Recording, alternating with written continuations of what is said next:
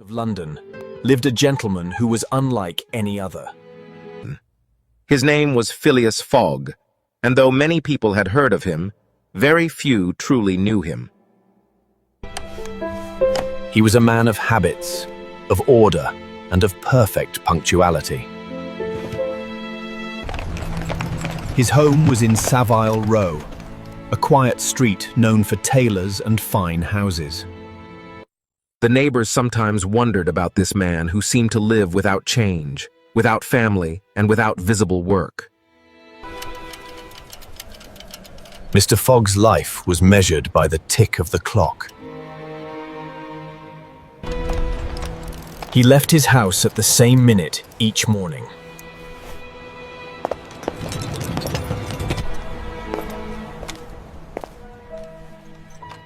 Returned at the same exact time each evening, and never allowed the smallest delay to interrupt his order.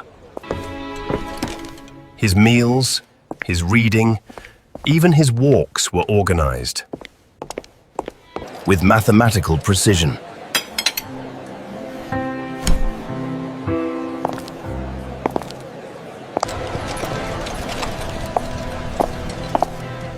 Some people thought he was cold and proud. Others whispered that he might be rich, but strange. But the truth was simpler. Phileas Fogg valued calm, order, and discipline above all things. Every day, at the same hour, he went to the Reform Club.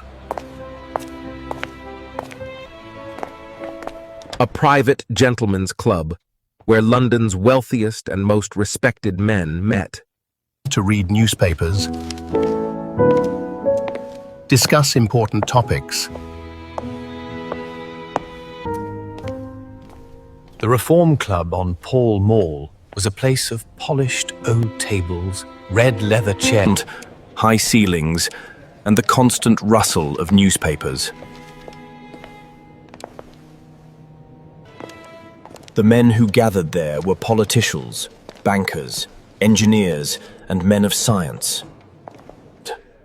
It was a temple of reason and respectability, where arguments were sharp but voices remained calm. There, Mr. Fogg spent hours reading and playing whist, a card game that required concentration and strategy. He spoke little, but when he did, his words were clear and precise. A new servant.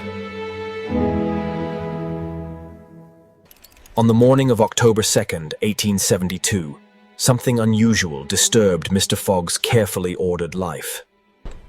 His servant had left him suddenly, unable to endure his master's strict schedule and demands.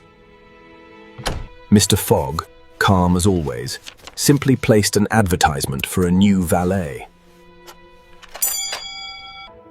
That same day, a Frenchman named Jean Passepartout arrived at Savile Row to apply for the position. Passepartout was about 30 years old, with a friendly face, lively eyes, and the heart of a traveler. He had tried many professions: singer, acrobat, firefighter, and even circus performer. When Mr. Fogg interviewed him, the conversation was short and direct. Your name?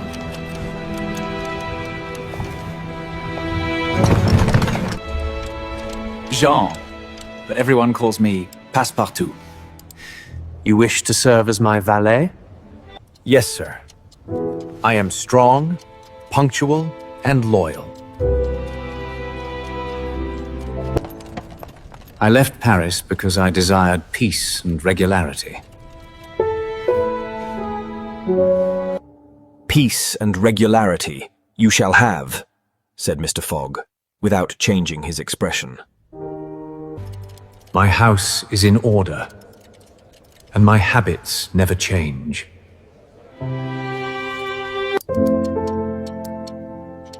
If you serve me well, you will find this place most suitable.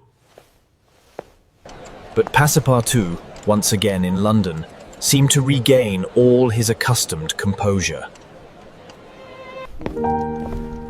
After so many adventures, a life of calm sounded perfect. He did not yet know how mistaken he was. As soon as he entered his master's house, Passepartout noticed its unusual character. The furniture was plain but elegant, polished until it shone. There were no pictures, no decorations, no family portraits. The only thing that seemed alive was the large clock in every room, all ticking in harmony. This is the home of a man who loves order more than life itself, Passepartout whispered to himself.